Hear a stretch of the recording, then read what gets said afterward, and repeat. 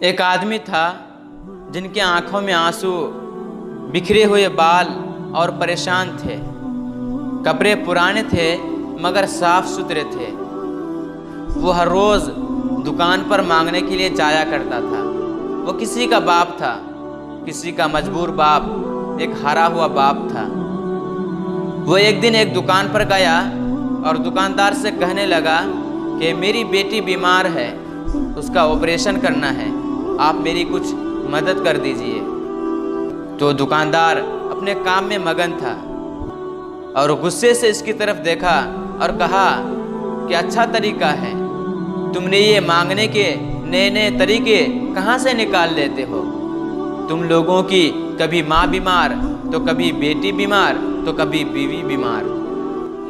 اچھا دھندا ہے فری کا کھانے کا، اچھے بھلے نظر آتے ہو، کوئی کام کیوں نہیں کر لیتے؟ تو اس آدمی نے کہنے لگا کہ صاحب میں کام کرتا ہوں، میں محنت کرتا ہوں، مگر پورے دن کا صرف 300 روپے ملتا ہے اور اس سے بڑی مشکل سے صرف گھر کا چولہا جلتا ہے، میں اپنی بیٹی کا علاج کیسے کروں؟ آپ اپنی طاقت کے حساب سے میری کچھ مدد کر دیجئے، میں آپ کا احسان مند رہوں گا، اللہ آپ کو 1000 گنا زیادہ اس کا اجر دے گا، 1000 گنا زیادہ اس کا ثواب دے گا۔ یہ باتیں سن کر وہ دکاندار نہ چاہتے ہوئے بھی 10 روپے نکال کر اس کے ہاتھ میں تھما دیا اور 10,000 باتیں سنا دی، جیسا کہ شاید وہ اپنی ساری پونجی اس کے ہاتھ میں تھما دی ہو۔ اور یہ آدمی نظریں جھکائے اس سے 10 روپے لیا اور 10,000 دعائیں دے کر چلا گیا۔ یہ تو پہلی دفعہ تھا جب وہ آدمی اس کے دکان پر آیا، اب تو یہ سلسلہ روز کا ہو گیا تھا۔ صبح وہ آدمی دکان پر آتا، 10 روپے نکال کر اس آدمی کو دیتا اور 10,000 باتیں سناتا، اور یہ آدمی 10 روپے اس سے لیتا اور 10,000 دعائیں دے کر چلا جاتا تھا۔ ایک دن ایسا ہوا کہ صبح واپسی کے وقت اس دکاندار کے ابا نے اس دکاندار کو 500 روپے نکال کر دیا اور کہا کہ کسی ضرورت مند آدمی کو دے دینا، اور اس کے ابا اکثر ایسا کیا کرتے تھے۔ یہ دکاندار آدمی 500 روپے لیے اور اپنے جیب میں رکھ دیا اور دکان پر چلا گیا۔ وہ ہر روز کی طرح دکان پر جا کر بیٹھا تو سب سے پہلا فقیر اس کو وہی آدمی نظر آیا۔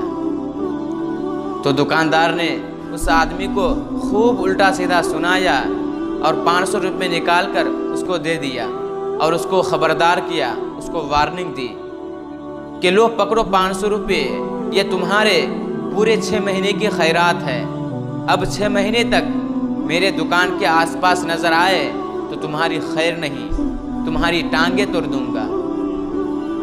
یہ آدمی اس سے 500 روپے لیا اور دعائیں دیتا ہوا اس دکاندار کے نظروں سے دور ہو گیا۔ تقریباً 2 مہینے تک وہ آدمی اس کو نظر نہیں آیا۔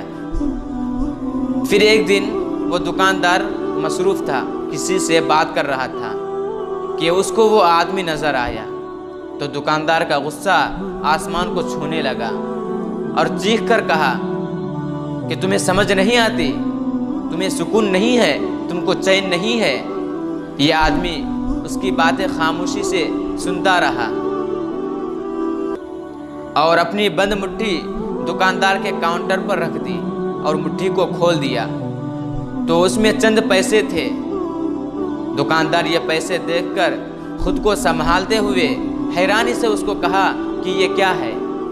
تو اس آدمی نے کہا کہ جو 500 روپے آپ مجھے دیے تھے ان میں سے کچھ پیسے بچ گئے ہیں، وہی پیسے میں واپس کرنے آیا ہوں، کیونکہ پچھلے ہفتے ہی میری بیٹی کا انتقال ہو گیا ہے، اب وہ اس دنیا میں نہیں رہی، میں اس کے آپریشن کے لیے پیسہ جمع نہیں کر سکا،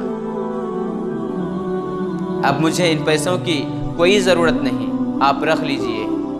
آپ لوگوں کی بہت مہربانی جو مشکل وقت میں میرا ساتھ دیا، اللہ آپ کو کبھی بھی کسی چیز کی کمی نہ ہونے دے، اللہ آپ کو خوش رکھے، آباد رکھے۔ آنکھوں میں جاری آنسو اور کانپتی آواز کے ساتھ وہ دکاندار کا شکریہ ادا کر رہا تھا، اور وہ دکاندار ان کے کھلی مٹھی کے پیسوں کو دیکھ رہا تھا اور کرسی پر بیٹھ کر شرم کے مارے، ندامت کے مارے زمین کو پھٹ جانے اور اس پر دفن ہو جانے کا انتظار کر رہا تھا۔ وہ آدمی شکریہ ادا کرنے کے بعد رکا نہیں، وہ آج بھی ہر روز کی طرح دکاندار کو ڈھیر سارے دعائیں دے کر گیا تھا۔ انسانی فطرت بھی کمال کی ہوتی ہے، غریب کو غریبی کا احساس دلانے اور اپنی برتری، اپنی مالداری کو دکھانے کے لیے اپنی نیکی کو گناہ کبیرہ میں بدل کر سکون کے طلبگار رہتے ہیں۔ اللہ نے ہم کو ایسی ایسی نعمتیں عطا کی ہے کہ جن کے ہم لائق بھی نہیں ہیں، جس کے ہم قابل نہیں ہیں، تو پھر کیوں نہ ہم اس کے دیے ہوئے رزق میں، اس کے دیے ہوئے مال میں سے جب کوئی ضرورت مند آئے تو ہم اصلی اور نقلی کی پہچان کرنے لگ جاتے ہیں۔ بے شک اصلی اور نقلی میں فرق کرنی چاہیے، اس کی تحقیق کرنی چاہیے، لیکن اتنی باریکی بھی نہیں کرنی چاہیے کہ اصلی لوگ مارے جائیں۔ اللہ نے ہم کو جتنی بھی توفیق دی ہے، اس توفیق کے مطابق ہم کسی کا مدد کر دیں، اور جب بھی کرے دل سے کریں، اللہ کی رضا اور اس کی خوشنودی کے لیے کریں، اور یاد رکھیں اللہ کی رضا بیزاری میں نہیں ہوتی بلکہ دل سے ہوتی ہے۔ الصلاة